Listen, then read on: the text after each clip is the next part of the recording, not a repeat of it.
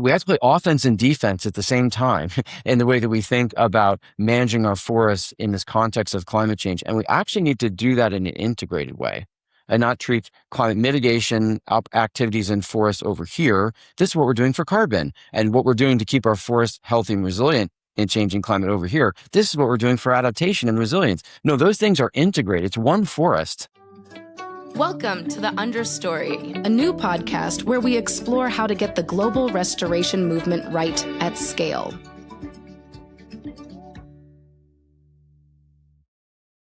Welcome to The Understory, a podcast brought to you by We Don't Have Time and Terraformation. I'm one of your hosts, Dr. Shweta Chakraborty, alongside the ultimate brain in all things forestry, Jad Daly. Today's episode 4 will get into how good forestry spreads. We have two foremost experts in this space with us today. Dr. Chris Swanston, Director of Science of Save the Redwoods League, and Dr. Joseph Appiah-Gyapong, National Director of the Climate Change Unit at the Forestry Commission of Ghana, which is also working in cooperation with Terraformation to support mangrove restoration in Ghana. Both these men have, in effect, the same job on different continents, changing what other people do to trees at scale.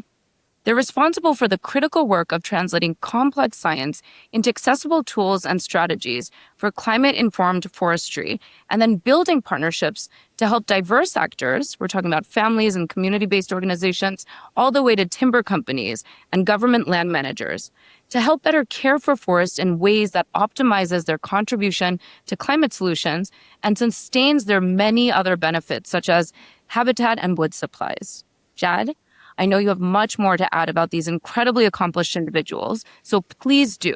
But first, please help frame this episode. It seems like wildfires are becoming a daily term now. Wildfires were once viewed as seasonal, and forests were once viewed as impregnable. But now they're going from what, inflammable to flammable? If these forests burn and ultimately die, they will release stored carbon into the atmosphere.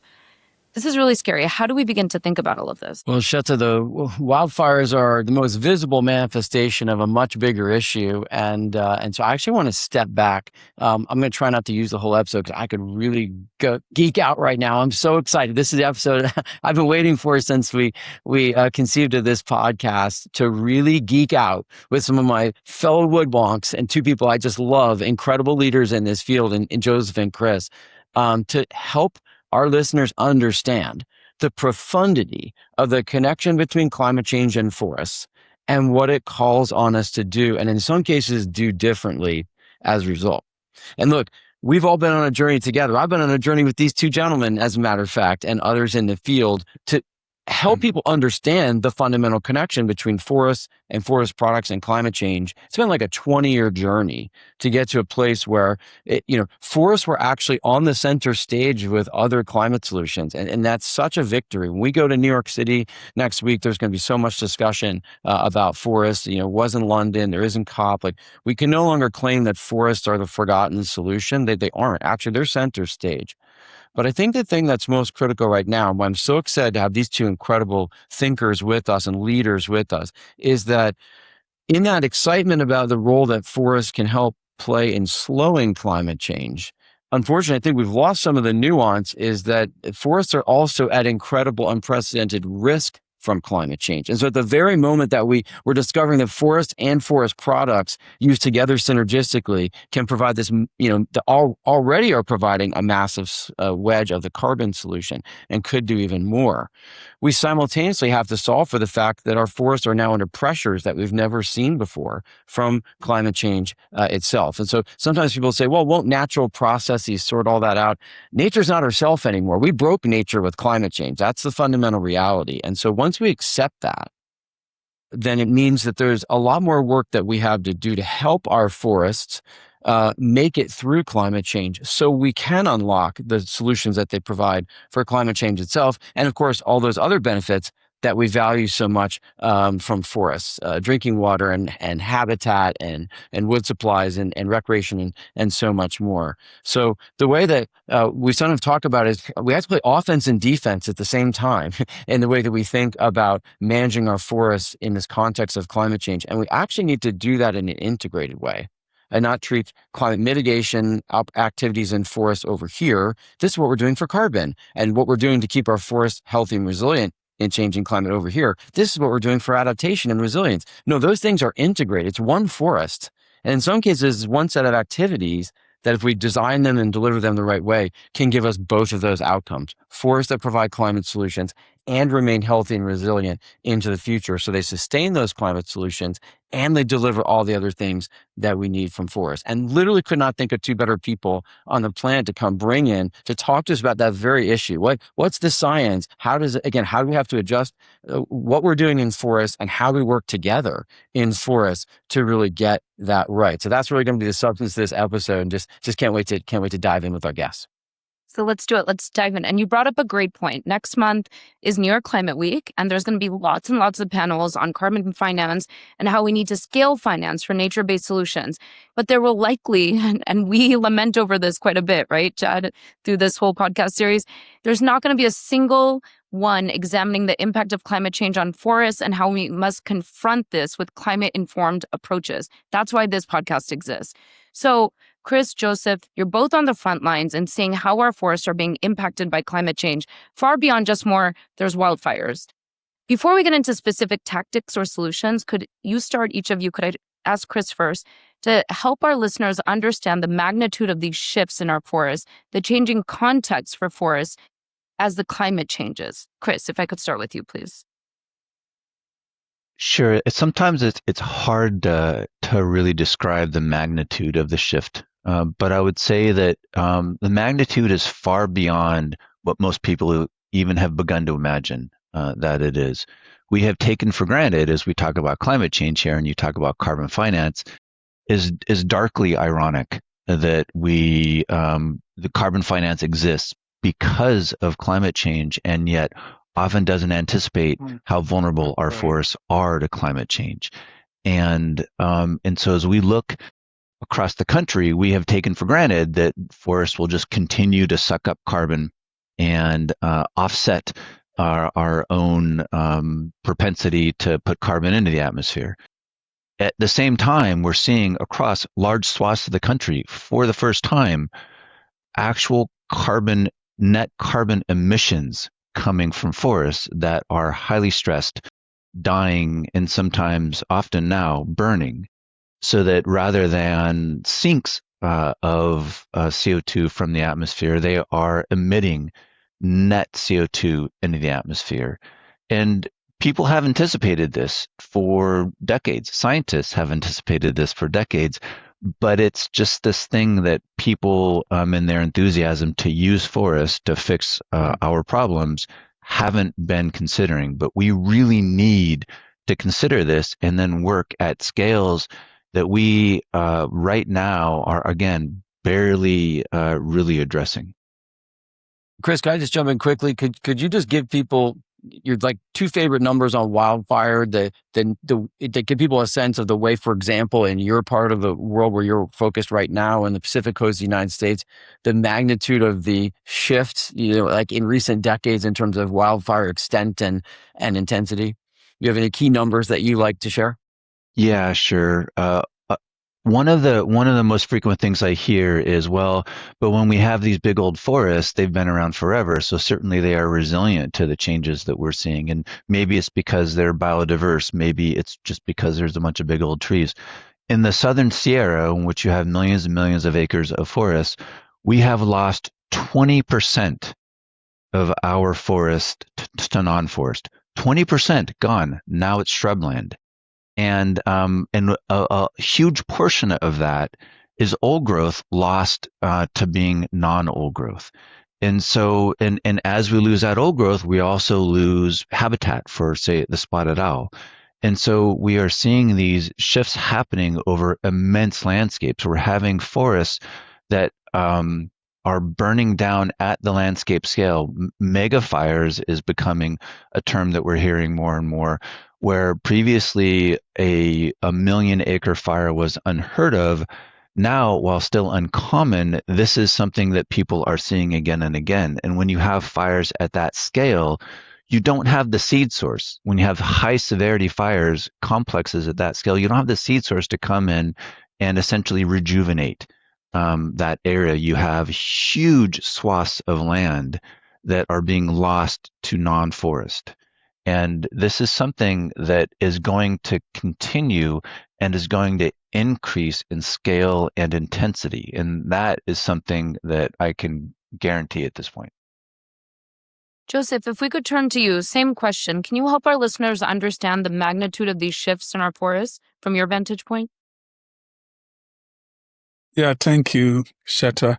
And I kind of agree with both Jad and Chris on this point.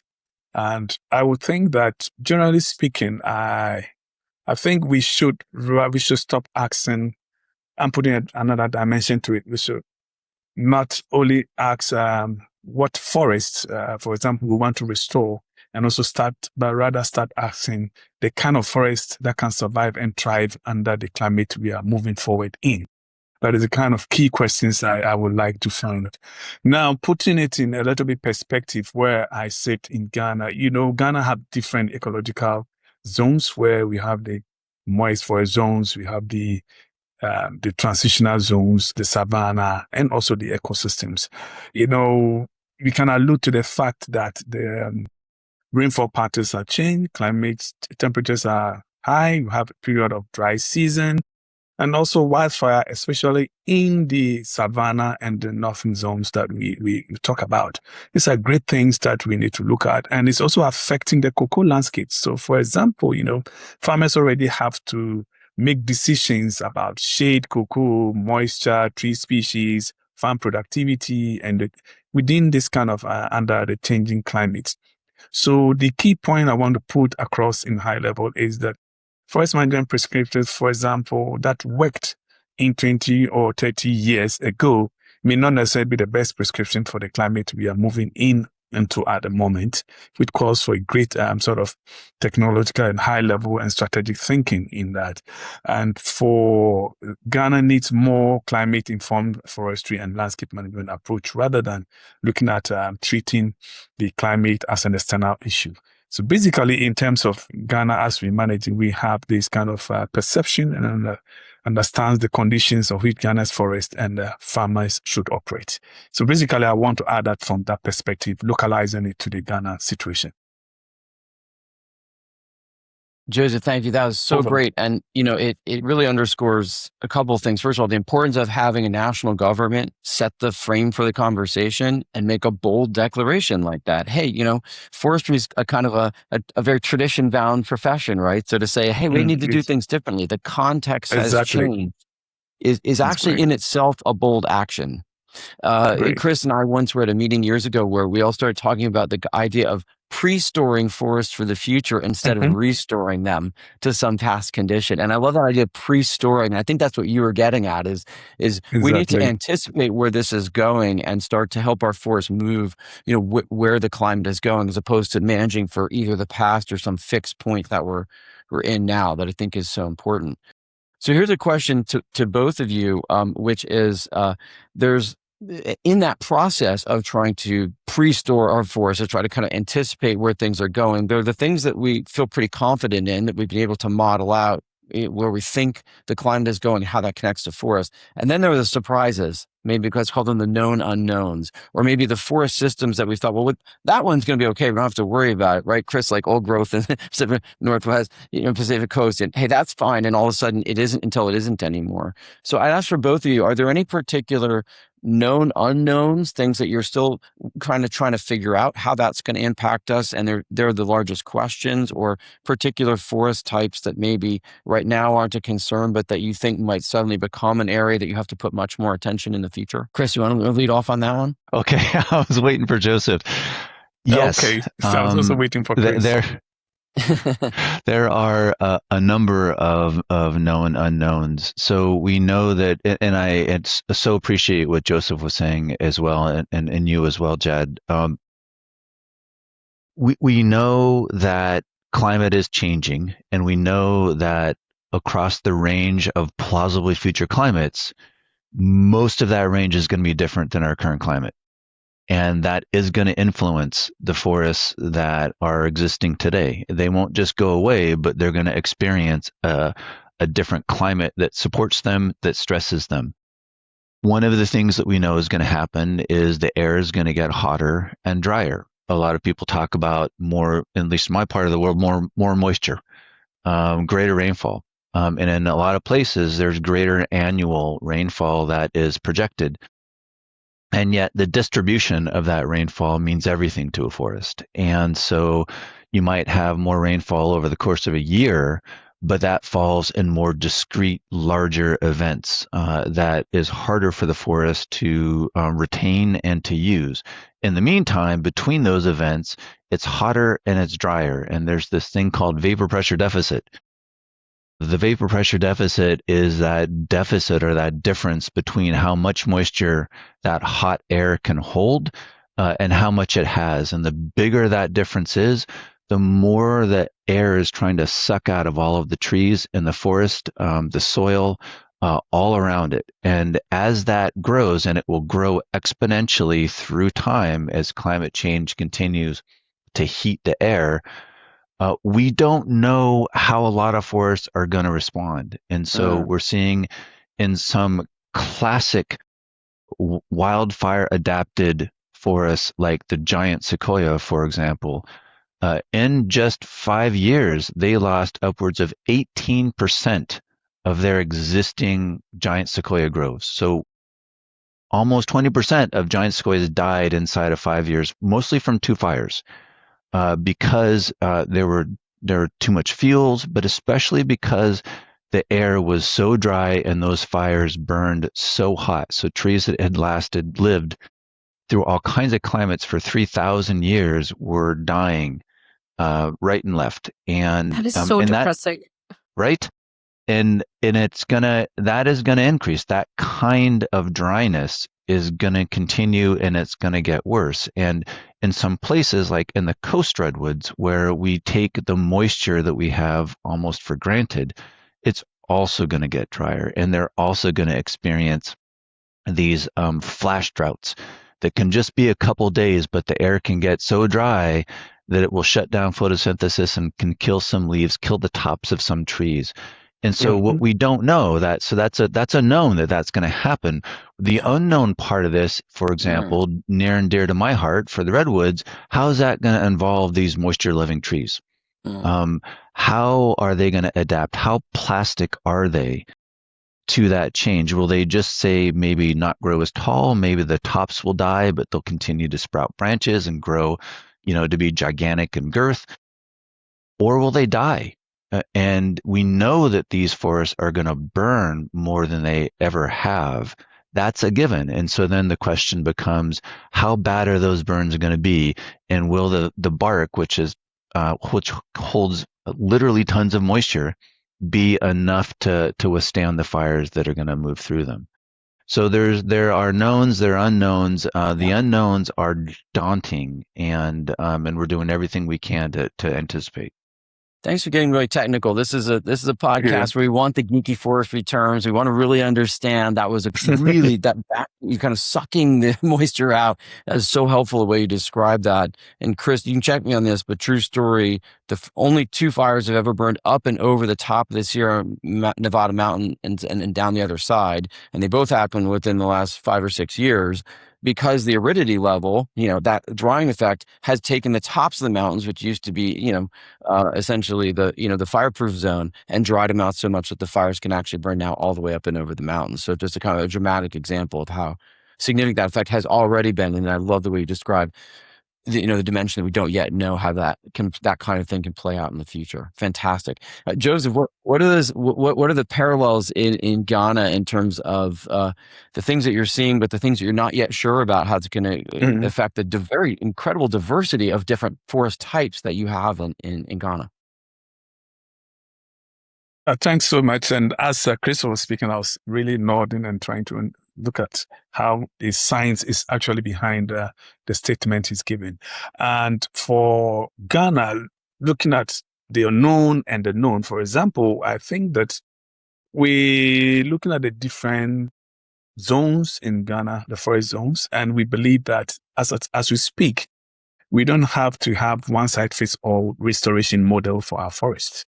we need to actually look at what works for each specific zones of the forest that we have, both transition and then the savanna, and looking at the moist or the high forest zones look at, which calls for a lot of science and data and research to be able to do that, which the Forestry Commission and Ghana, together with other partners, have been looking for. So we're trying to understand the ecological conditions, looking at some kind of future sort of climate projections. And we're also looking at appropriate species that could be able to resolve, because we can't actually see the unknown, but we could be able to have some kind of understanding of how it would look like if we don't have this basic knowledge. And also key thing is the local knowledge that we should be able to build our information and systems on as well. And they also understand especially the land use pressures that are currently confronting us, because people are craving for development, for farming, and for other multiple land uses, which critically, if we don't understand, will contribute to especially the unknown. But if we have some of this data, and it will be able to give us some kind of understanding and production, even though we may not be able to understand it all, but at least to be able to be resilient and make sure that whenever we meet the unknown, we have the shocks and be able to adapt appropriately to be able to move into whatever we're looking at. So greater attention is needed specifically to species diversity and resilience. I want to emphasize that, especially where we have cocoa landscapes where farmers and communities' livelihood are hinged on. This is very key for us to make sure that we know. And also, we think that forest restoration should consider in terms of water, soil, biodiversity, and especially livelihoods, which are key and a driving factor for degrading our forest resources that we need.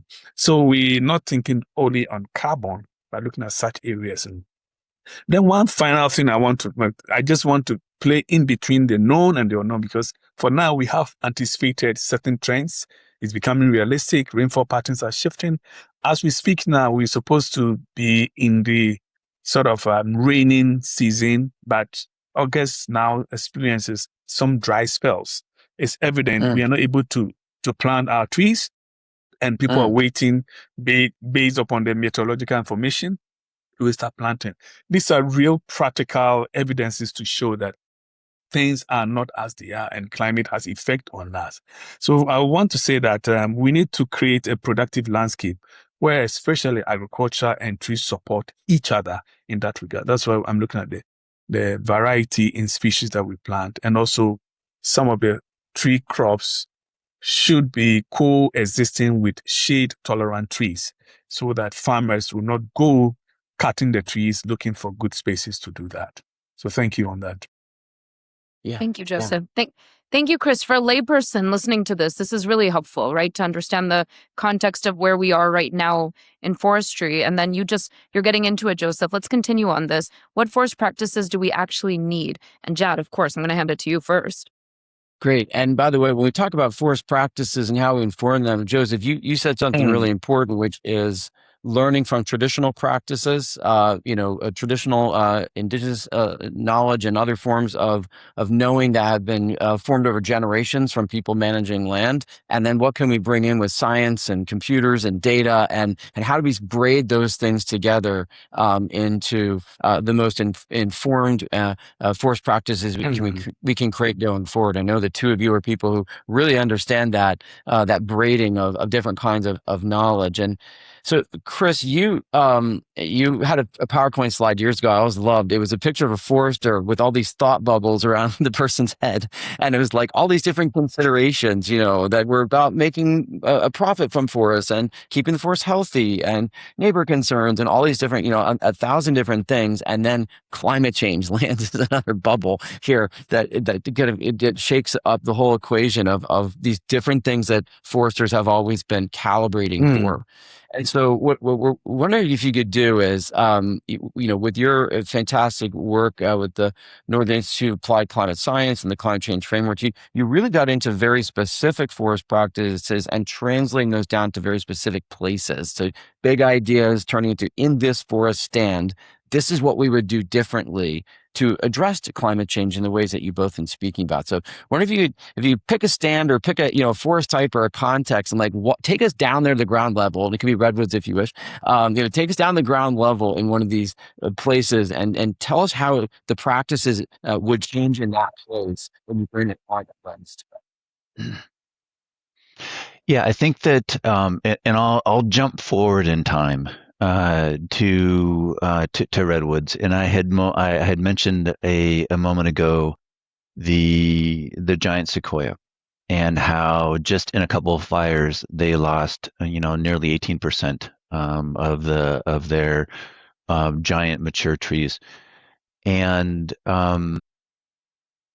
in a analysis that was done after those fires and looked at where trees were lost and where they weren't lost, found that where prescribed fire had been put on the landscape in the previous 10 years, that trees were 4 times less likely to be killed and to die after those landscapes burned.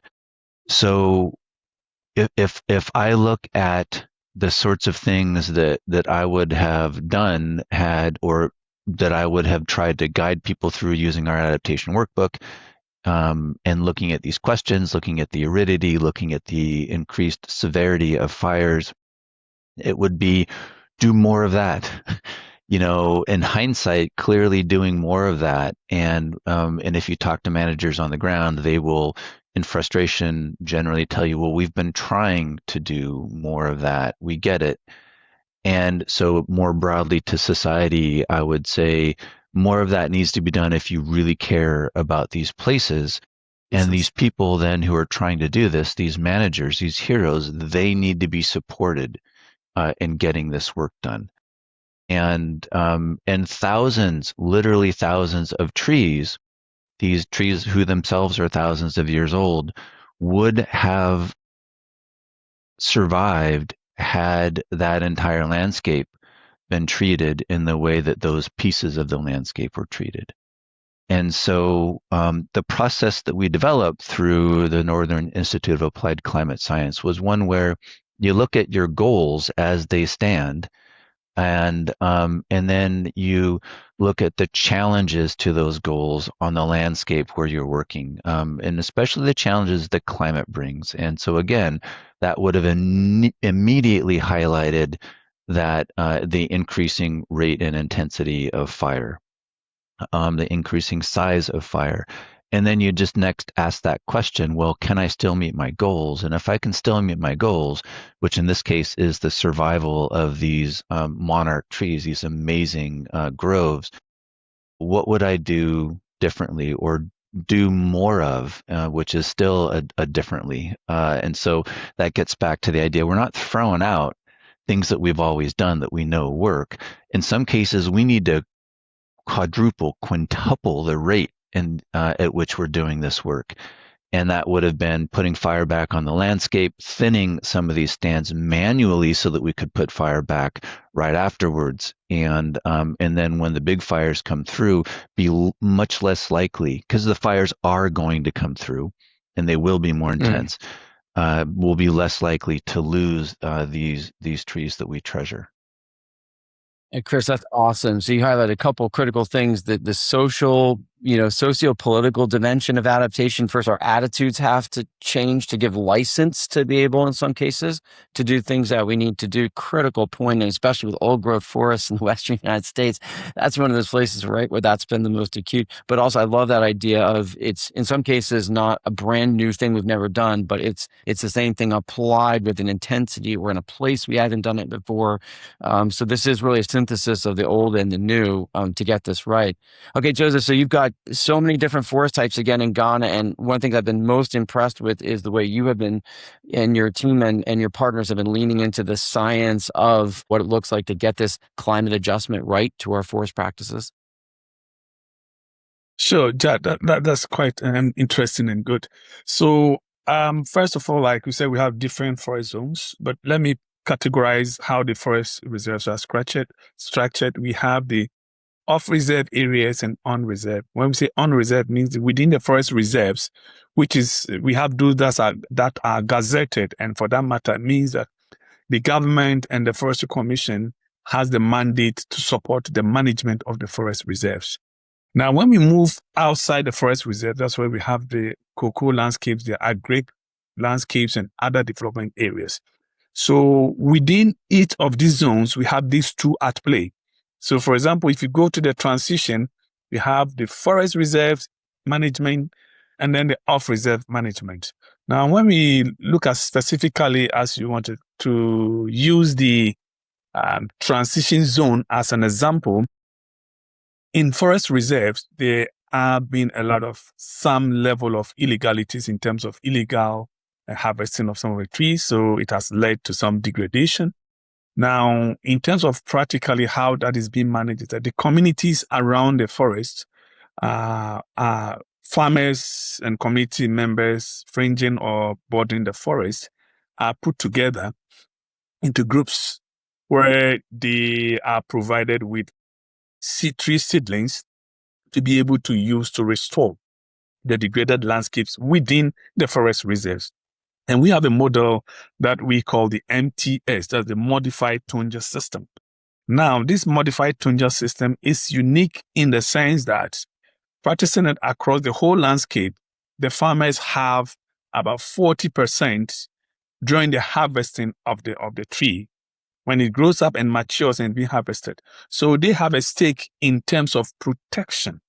Now, why is this so? Because, the farmers always, for example, in the transition zone, as I mentioned, they practice as agriculturally early burning system. Whilst they burn the place early, and then when the new shoots or the weeds are coming, they bring in their animals for grazing to have it and all that. But if you have these farmers as part of your strategy, involving them into the management of that, they tend to protect it.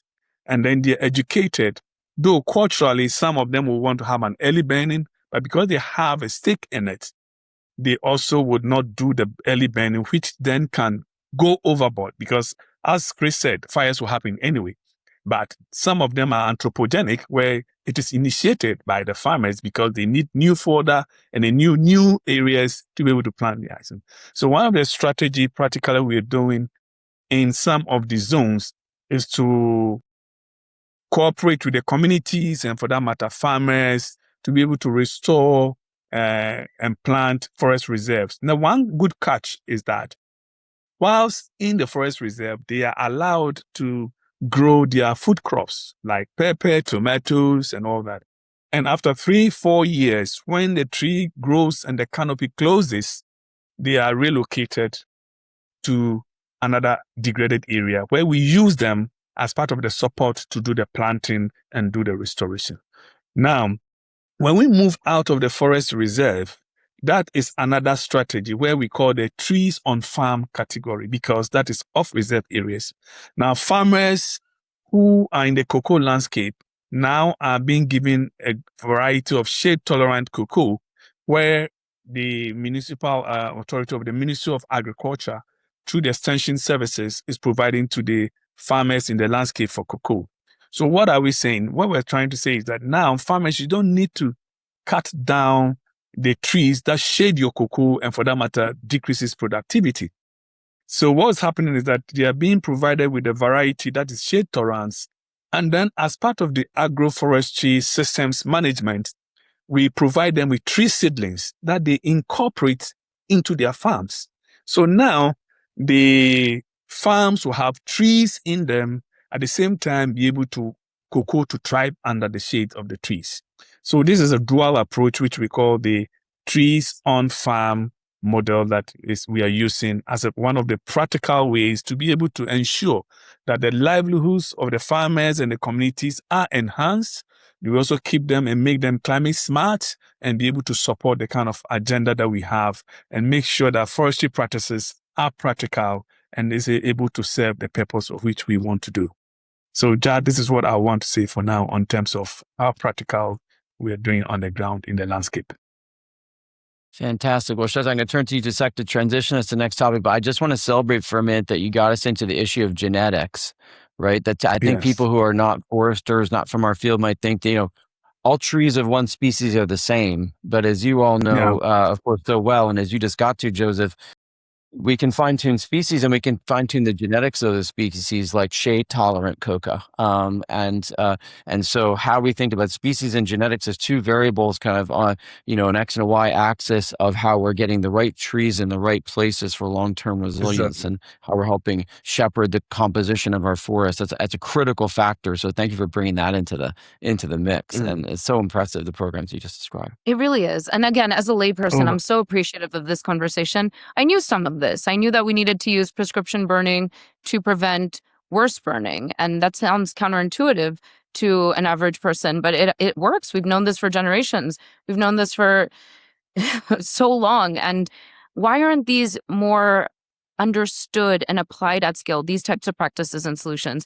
And like what you're saying, Joseph, about shade-grown cocoa, it gets held up as this model, but how do we scale these kinds of solutions that we know are working and see them at large around the globe? So I want to get into this. You gentlemen are very well positioned to talk to our listeners about how practitioners learn potential solutions that might not be known and adopt these practices. But really, how do we just spread what we know is working? Yeah, and so Chris, let's start with you, and Joseph, we're going to come back. I'd go a little deeper on how you've worked with those smallholders in particular. What an interesting challenge that you all have tackled in the way you're doing it.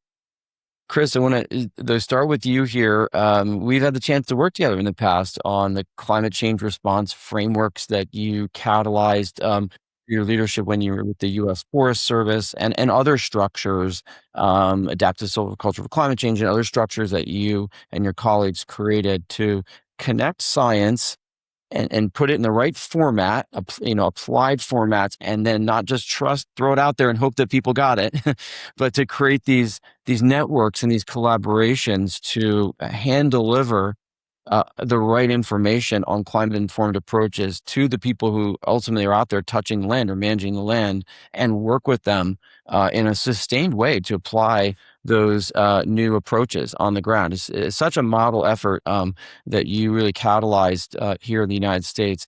So talk to people about, walk people through how that effort and work did you find as some of the barriers with the diversity of landowners that you were trying to support in your efforts?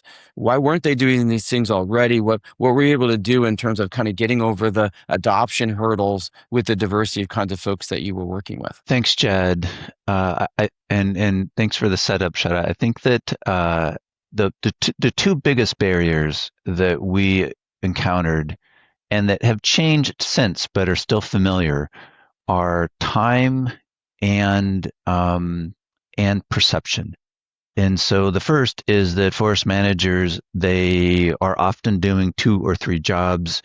They're doing always way more than they have time for. And that little graphic that you talked about with the person with all the bubbles over their head, all the things they're trying to do and think about, and then there's the added bit of climate change. That added bit of climate change, it's too much. They just can't deal with it. And they know they need to, they try to, but they are just in survival mode all the time trying to get their work done. And then there's this other one, which is perception. And there's long been this perception about climate adaptation, which is, it is distinctly something different. It is me needing to do something different, maybe give up on the thing that I love, give up on the ecosystem that I care about, give up on the supply chain that I'm using, give up on the organizations, the families, the cultures that rely on this place, and then do something different. It has to be all about transition. And that's also not necessarily true. And so one of the biggest things that we did was, frankly, listen. That was at the core. First you listen, and then you come round, and a huge portion of what we did was just create space for people to learn about this and apply what they know to this wicked problem. In terms of that time issue, it's really kind of a stone soup approach is what we used. And for those who don't know the fable of stone soup, it's there's a community and it's starving, and some people come in with a pot and some stones, and they put water in the pot and they say, we're making stone soup and it will feed the village. And does anybody have anything they would just like to add to it? You have a carrot, do you have a, I don't know, I don't make soup, celery. And people can add just a little bit to it, but ultimately everybody adds a little, but then they get back much more. And so it's the whole community coming together to solve the problem of the commons. And what it took was just somebody to come in and create that space, that opportunity to take the time and provide the organization for them all to solve the problem together. And that's what we did, was we created this space where we created model of approaches to adaptation that started with, what are you trying to do? And I described that adaptation workbook. What are your goals? And then we can bring some information to the table. Here are some things that will challenge your goals. Now let's talk about how you might address those challenges. We're not asking you to do something differently. You own this process. What might you do? Here are some strategies to help you reach your goals by facing the threats of climate change. And what might those actions do that are acceptable to you, that would overcome the challenges that you just addressed to your goals, given the climate information we brought to you? And then when they come up with actions that they might take, that's adaptation. And those actions belong to the people who came up with them. They're not us telling them what they need to do. They are actions that those people have come up with on their own. They own those actions. And that solves the issue of perception that they have to do something differently. In some cases, that might be, and in case of, say, Save the Redwoods, that might be looking at the intensity of fire in those giant sequoia groves that I just talked about. And we might need to literally rake duff from around some of these gigantic 3,000-year-old trees so that the fire doesn't burn so intently right at the base of these trees. Well, that does not increase the resilience of that ecosystem. It doesn't, do really anything that is ecologically positive. It is purely a climate adaptation action that is resistance. And we will do that based upon our values of saving those trees. And so, what changed there? We didn't change the ecosystem. We changed. We changed ourselves in terms of how we're thinking and what we're willing to do in order to save these things that we care about. So that's an example of this sort of this thing in action. And so all that that entire process, that climate change response framework did, was it created an approach where it creates a space and provides some structure and some information where people can very intentionally address the threats to what they care about, and then explicitly come up with ways to adapt to those threats so that they can ideally mitigate the threats and be more likely to achieve their goals. And one last thing, Chris, in what you just said, which is really important, I give you the fullest credit here, and create an environment in which those people can learn from each other.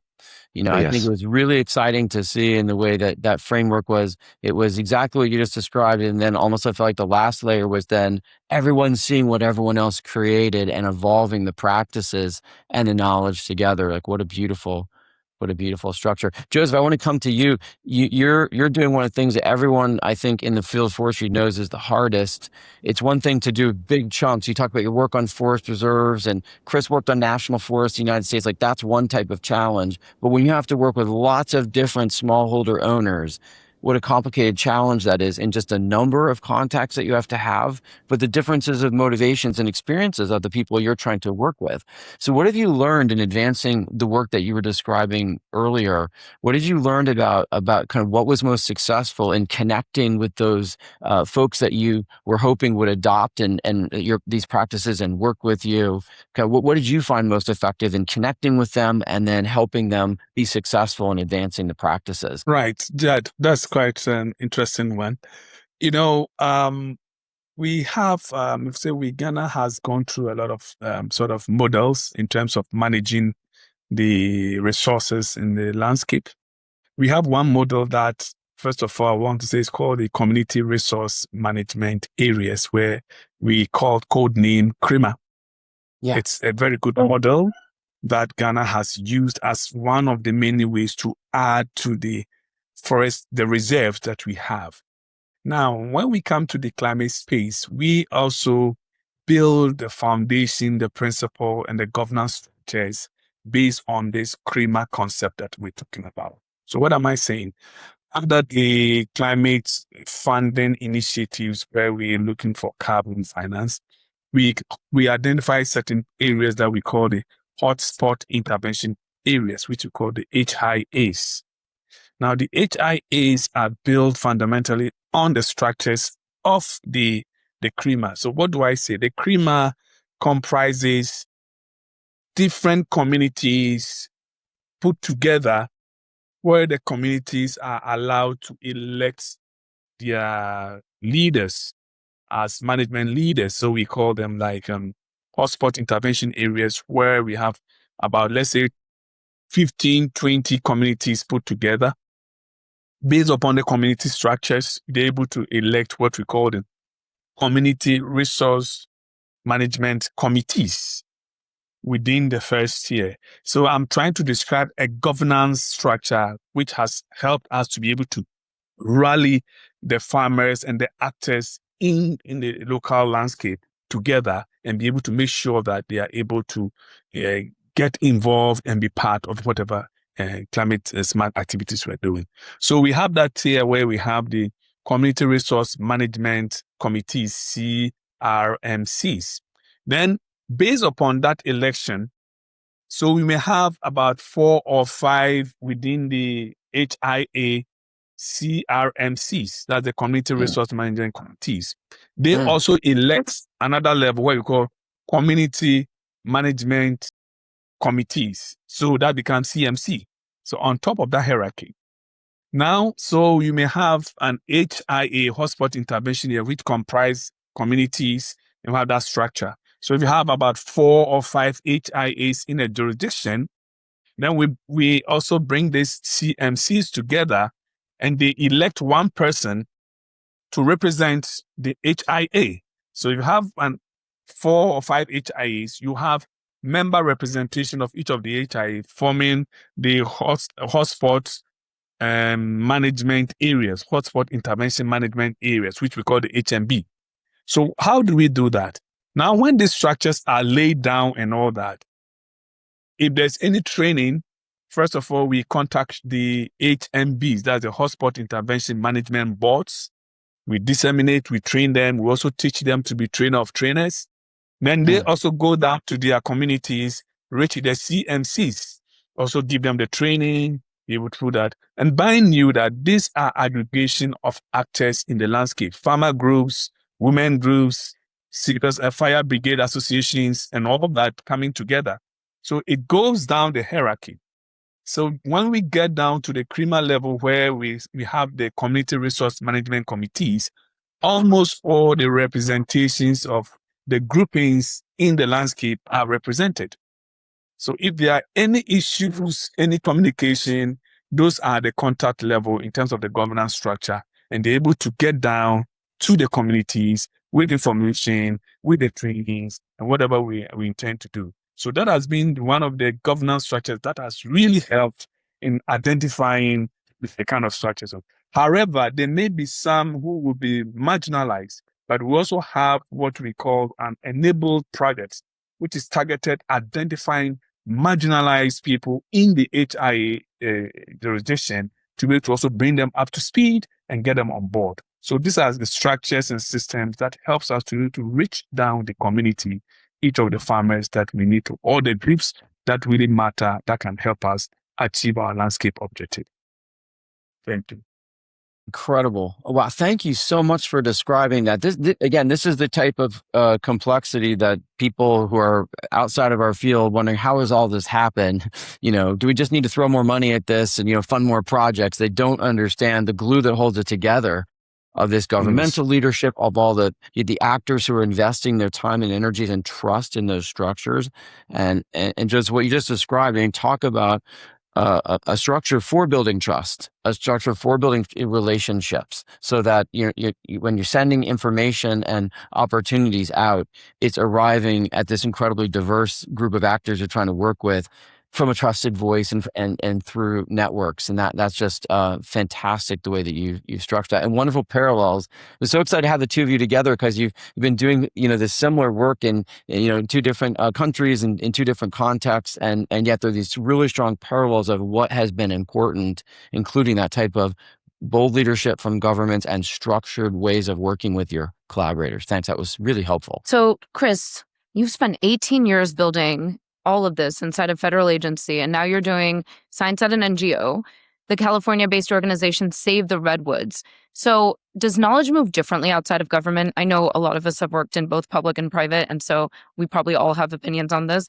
But tell us from your vantage point, what kind of infrastructure is really durable when the political tide turns, right? We've seen so much upheaval and changes in the United States just in the last decade. How do we continue to maintain some of the work that's being done that's so critical, that should be moving forward regardless of the politics? How do we keep that work in place despite so much upheaval in our public sector? And do you believe that the work that you have put forward will be able to persist despite some of this? Thanks, Shetta. That is such a difficult question. And what I would start with is that from my time in government, primarily in the Forest Service, of course, and U.S. Forest Service, and now in Save the Redwoods League, the thing that is most in common between the two organizations is the dedication of the people who work for them to doing the right thing by the land and the people who depend upon the land. And in Save the Redwoods, of course, we're largely focused on the redwoods and their ranges. And in the Forest Service, it's a much larger scale and scope and set of communities. But in both cases, these are people who are really dedicated to the mission of the organization, and those missions in both cases are all about doing the right thing for the land and for these ecosystems. Now, my experience was that in the federal government, of course, we had limitations that were created by political swings that would happen in presidential administration, or Congress or the Senate would change hands, which would start hearings that would ask certain questions, and those questions would drive certain activities. Of course, we have court cases which would affect what we do on federal lands. And this would create this layer of expectations and complexity that makes everything that you do in government at once more difficult, but ideally more durable. I don't think any of us expected the degree, most of us didn't expect the degree of whiplash that we experienced with the change in administration into this current administration. And what I had been trying to do for many years was to create, and when you talk about durability, is to try to create a set of essentially regulatory expectations, or expectations we have in the Forest Service, something that is called the manual, and then another thing called the handbook. And these just basically set up how people do their work and what is expected, what kind of documentation, should they create, what should they think of beforehand, who should they include, what are things that they will not be allowed to do, what are things that they always have to do. And my goal had been to integrate as much climate-informed expectations into both of those as possible. And so a lot of that work was really bureaucratic. It was behind the scenes. It was really technical.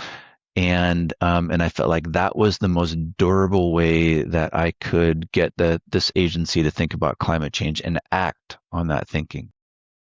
And I would say a fair amount of that survived. A lot of it is just automatically on pause, and way more than I ever thought possible was just outright reversed. And so on the one hand, I think that my approach was the correct approach. And I just live with the reality that I just didn't do enough fast enough. And I wish that I had. And we always wish we could have done more. In my current organization, it's much smaller, and we don't have these outside whiplash changes and pressures. And so the question that the people in Save the Redwoods just ask is, what's the right thing to do? What's the right thing to do ethically, morally, and for these ecosystems that we're dedicated to, that our organization is literally dedicated to? And so the flexibility for me feels like it's through the roof, and it's fundamentally based on doing the right thing. And so that doing the right thing becomes, well, what is science-based? What does the science tell us? And to some extent, it's also, well, we have constituencies who frankly don't like it if you cut down a tree. But maybe, just as I described, thinning some of these stands so they're less dense and more fire resilient is the right thing to do, and you have to cut down some trees, and you have to put then fire back on the landscape. And so that means that doing the right thing also involves us educating some of our constituencies and helping them understand how we want to take care of these ecosystems moving into the future. So in both cases, I think one thing that is really necessary then is exactly that outreach, that education, that conversation that needs to happen with people. Jad brought up the term social license. And what we are always looking for is that social license so that we can do what we know that we need to do or think that we need to do on the landscape. And we thought we had that a lot of the time in the Forest Service. And when the administration changed, that seemed to evaporate. And so what we have in Save the Redwoods, I think, is a much more intimate conversation with our communities that support us and that we support. And I'm hoping that more intimate relationship is also more durable, because in the end, it always comes back to people. Sure. Well, thank you for your candor in answering that question. It's much appreciated. This is what we're all about at the Understory. It's real talk. And, the answers to the questions are sometimes hard to hear, but the reality is we need to know what we're up against and what we're dealing with so that we can address erroneous beliefs, we can address misconceptions, we can correct facts that have been disinformed and misinformed. And that's why we're having these tough conversations. So thank you for your candor. As a behavioral scientist, I fully appreciate perception and the power of people and how using the resources we do have around education and, again, correcting some of these erroneous perceptions that might be persisting, we can really create solutions that endure. And so I have faith that people like you are working in this space actively. And so regardless of what we're dealing with in the current political landscape, the systems that are being put in place for longevity purposes will indeed endure. So dropping in that note of optimism, because this is tough. It's critical. And we're having this conversation because of just how critical it is. Let's move to money. This is something that, Jad, I know you have deep insights into, and we can't do any of this without really thinking through how we're going to be financing it. So how do we think about this and financing it? Go for it. Yeah, thanks. Well, so last lap of this journey. Thanks for going overtime with us here on the podcast. I told you this is going to be my favorite episode ever.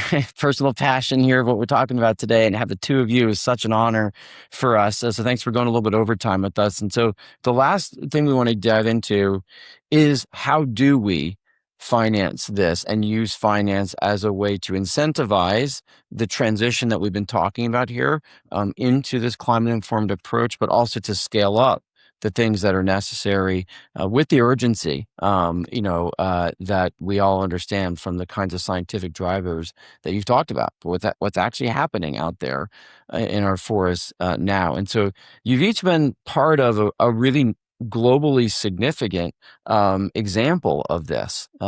Joseph, in your case, I'm going to come to you first. Chris, you can ponder on what I'm going to throw at you in this this globally significant category, but I bet you can guess next. But Joseph, I want to talk that Ghana has done with Red Plus and creating a Red Plus system and really bringing that opportunity to ground in ways that are truly leading for the world. And how has that worked? What has that Red Plus investment financed in Ghana in terms of the kinds of activities that you want to see? But also, have you learned any lessons that other countries should learn from about what it took to make that happen, and kind of critical success factors for a country that wants to follow Ghana's lead in that regard? Okay, Jack, thank you very much. This is very important and key as part of the Red Plus journey that we have come since 2028, where we had a pilot after developing the Red Plus strategy. From the pilot to implementation, and then we are scaling up in this regard. Under the Ghana Cocoa Red Plus project, which we came under and was born out of the Red Plus strategy that Ghana developed, we received funding from the World Bank, and that was one of the sort of a proof of concept which we tried, where we were selling carbon at $5 per ton, though it was low compared to the market, but it wanted to prove a concept. Now, moving on to that project, one of the key things was the use of carbon funds. And then the issue of, questions, who benefits and who's going to get what. And those are the key things. And this program, the reason I'm coming up with this is that we were able to establish a benefit sharing plan where all the actors in the jurisdiction and the landscape were able to brought together through extensive consultative discussions and be able to agree on how much each of the actors is supposed to receive and that. And I must say that out of the 100%, 69% went to the communities as part of the revenue from the carbon proceeds. I'll give you the details later in there. And the difference of 69, so 31% of that were distributed between governments, the other state agencies, and the private sectors as well in that kind of that. So that was one of the fundamental landmark that happened, that most of the funds went to the communities. Now, within the 69, we have traditional authorities, we have the farming communities, and other actors in the landscape. We having also their percentage share in that. So that in itself was a mild changing sort of incentive that helped the better management within the landscape. Now, the funds that went to the communities, they had through the HIA systems and the governance structures that I described earlier, are able to decide what they needed. So they were in two folds of the benefits. It was not in cash, because cash is not sustainable. And if we decide to give cash across, the numerous thousands of farmers, over 100,000 of farmers together and more, none was going to realize anything if we are going to give cash. So what we did was that the benefits were in two folds. One for farming inputs such as cutlasses, boots, protective clothing, and what have you.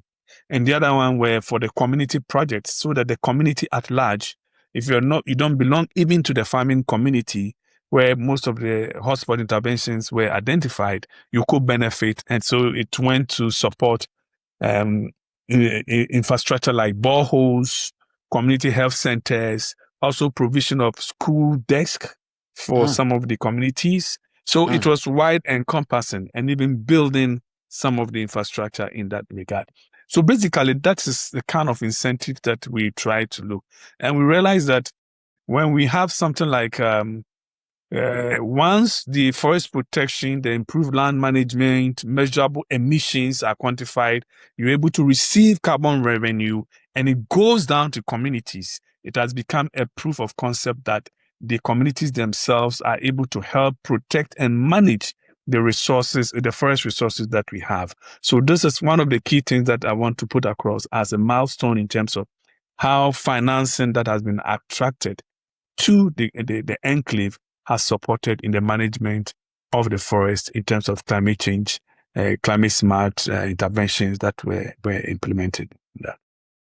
Fantastic. Thank you. Wow. Translating climate action into economic opportunity, like so many good things there. What a great model to share with folks how you executed that. Phenomenal. Thank you.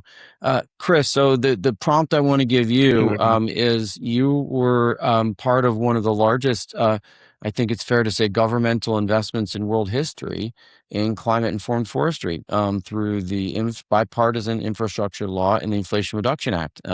When you were working with the U.S. Forest Service, and the Forest Service offered important technical assistance to Congress as it was putting together that package of $14 billion roughly between those two pieces of legislation and investment in every sort of aspect of practices that we need to undertake in settings for climate smart forestry, but also lots of different ways of financing that and catalyzing the right action. So what are the lessons learned for you of the process of designing and informing that government investment in these activities? Are there any particular lessons that others can learn from how the United States went about planning its investment? Thanks, Chad. And first, of course, I need to acknowledge that you were a key figure behind providing a lot of that technical assistance and just the impetus behind those laws as well. So thank you for your service to our country and to the world. So to your question, I would say that one of the biggest shocks to individuals, to myself, and to the system was this was a massive amount of money. When you say one of the largest investments in forestry in the world ever, yes. And none of us were really ready for it. And when it suddenly happened, one of the things that we realized in government was we were completely unsuited to spend this money. We couldn't spend it fast enough. We didn't have enough people, enough boots on the ground to apply it. And what's more is that there was so much of it, and the ability and necessity of it being spread out throughout the country in so many different ways meant that we also just didn't know enough to spend it in the wise ways that it needed to be spent. And so one of the things that those laws did was they broke a paradigm of Forest Service as a sort of sole leader, the lone hero in forestry. They broke that paradigm and then created a new paradigm as the Forest Service as a partner in the forestry community. And of course, it had always been a partner, but it's the big partner. It's always the biggest partner. And suddenly we had this need to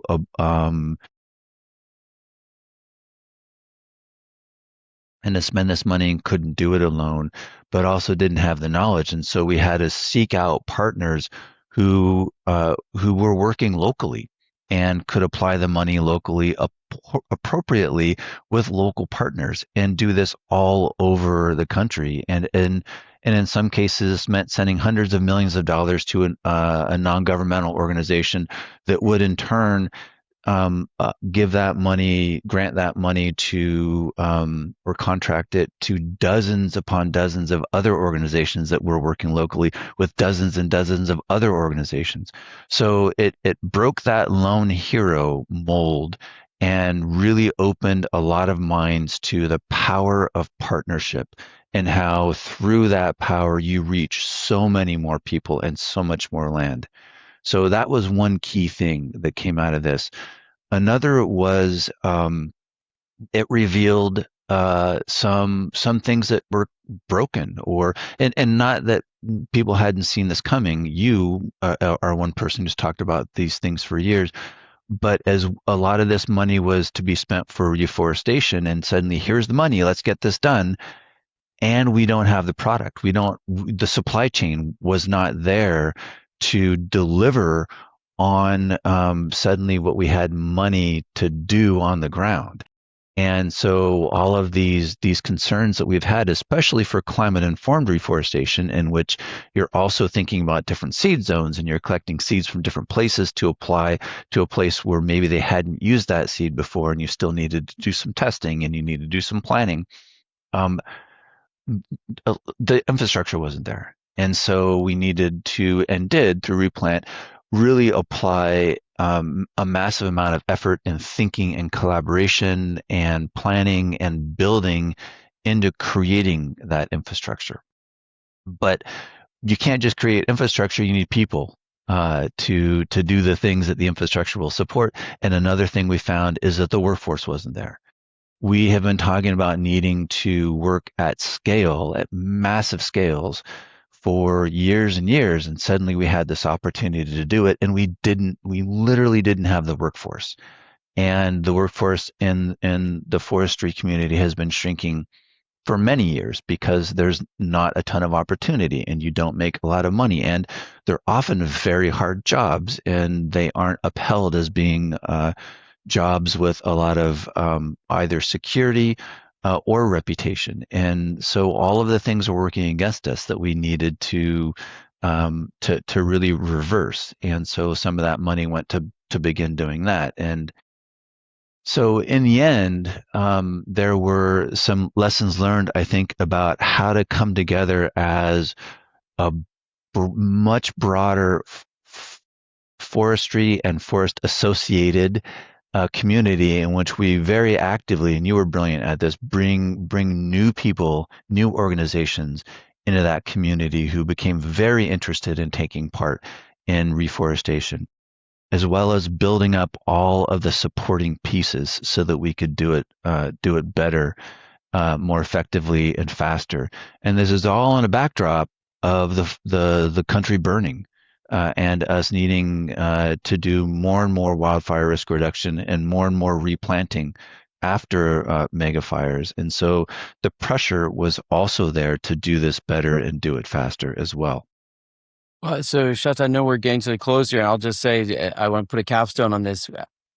Such a beautiful example, Joseph, of Ghana tapping the power of private capital in very unique ways, and then translating that into not just climate-informed forestry, but as you said, deep and profound community benefits, right? That uplift people in such diverse and powerful ways. Chris, this world-leading example, and it might have been like the dog that caught the car, but you did get it done, and so the Replant Act, I think, which was one of those provisions in that $14 billion of federal investment, which gives the Forest Service permanent dedicated funding through tariff receipts to reforest our national forest system to catch up and keep up with those millions of acres of land that need to be reforested, now that they're dying, burning faster than ever before, as you said. And you all did figure out how to start scaling up that supply chain. You wrote guidance to make sure that that supply chain was climate informed, that we did adapt, the materials that we're collecting and how we're building that, and gave, prescriptive guidance, or the right kinds of structured guidance, I should say, to the agency and its partners for how to do that in a climate informed way. And partners did rally to the table. But importantly, this is something that was supported in a bipartisan fashion and is continuing now. So I think you're both showing that we have huge challenges that we're trying to confront here. But we can do this. We can do it with the right partnerships. The resources are available if we, tap the private sector in the right way, if we engage a country and show the work that needs to be done and do it in a bipartisan, collaborative fashion. We can get ultimately the kinds of policies and public sector investment that we need. So that was just two great examples of actually taking this thing we've been talking about all episode and getting it to scale. I think you're both have given us a great example of how that can be done. And just to wrap this this has been a fascinating conversation. It's unfortunate it's come to an end. I know we went over time, but it's absolutely worth it just for the immense learning that somebody like me is experiencing this selfishly, but I know our audience will feel as well.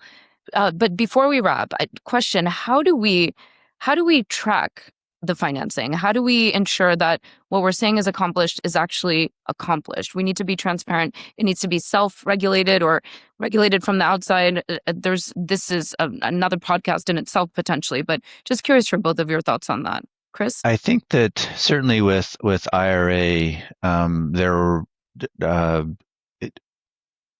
intense mechanisms set up to track how the money was spent and what the outcomes were.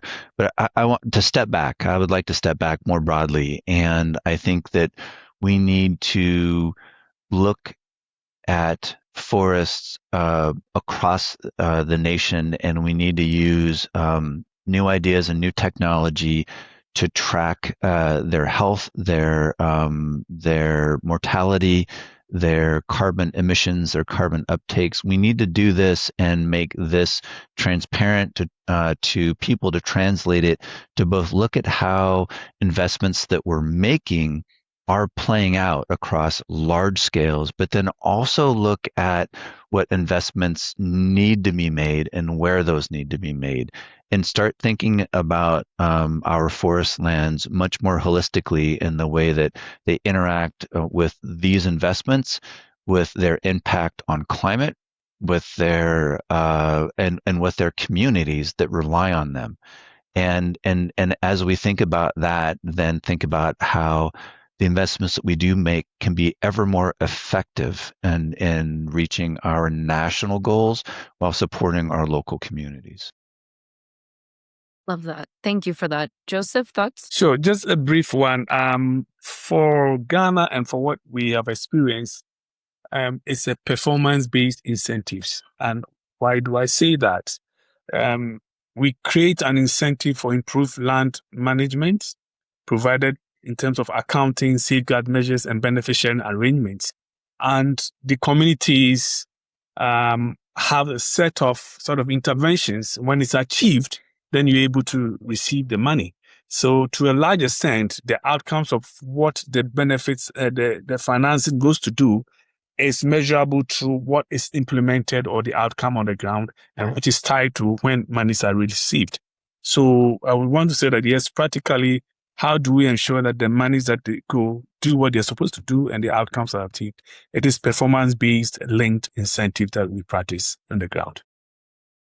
Thank you on that. Thank you for And that. I'll just compliment you, Joseph. I think Ghana has done also some very leading work in how it is monitoring and evaluating and using data to, provide that visibility and transparency. So really just a wonderful job that you all have done with getting that, how you manage that performance-based system the right way. Gentlemen, really appreciate this conversation. I'm going to hand it over to Jad to close this out. I know he was really eager to have you both on the pod and to have this conversation. I can see why this is so critical. It's relevant to every single American and global citizen around the world. There's not a single person that won't be impacted by this.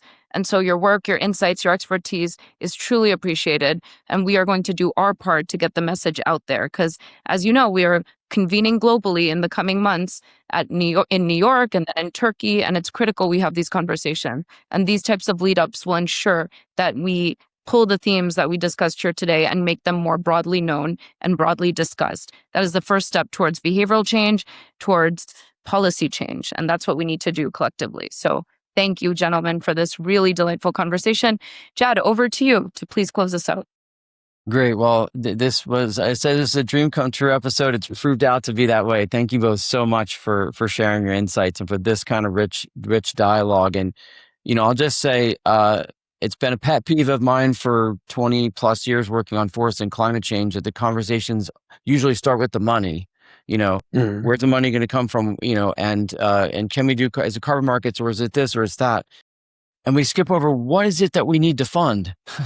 Do we even understand what climate-informed forestry really is from this balanced perspective of the carbon opportunity and the health and resilience challenges that we're facing with our forests in a changing climate? Are we integrating dimensions like working forests and forest products as part of our strategy? It's felt like a lot of times we just have skipped to financing projects and actually skipped over the critical question to make sure we're doing the right work. And so I think you all did a fantastic job starting us from an orientation of this is what's happening out there. This is what's changing. And this is the context that we need to adapt forestry for to be successful.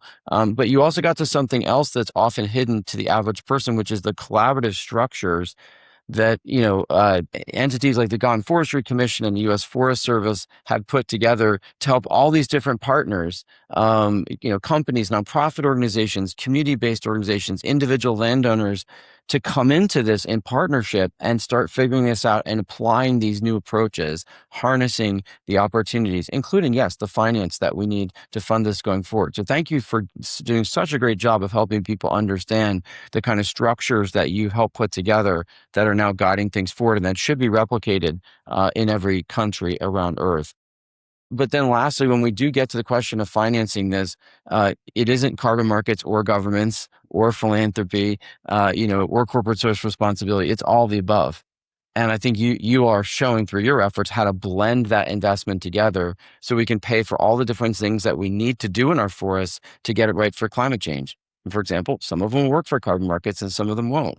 And even the ones that do work for carbon markets, we have to make sure those forests are going to persist into the future and sustain those carbon benefits. So I think you've really given us the holistic framework to think about what we're doing and then matching that with a holistic strategy for how do we partner and finance that work out into the future. And this is, I could just say, a dream for myself and for us at Terraformation. We think this is the conversation that we need to have. That's what we're carrying into New York City Climate Week next week and into COP and venues like that, is saying, let's pull back from, just the pure finance conversation and let's have this kind of a holistic discussion about how we maximize, forests and forest products as a climate change solution and get it right in every dimension. So thank you so much for giving your expertise to us today. We will push this out as hard as we can so everyone learns from you. And I know this was a huge investment of time and energy to do this. So thanks so much.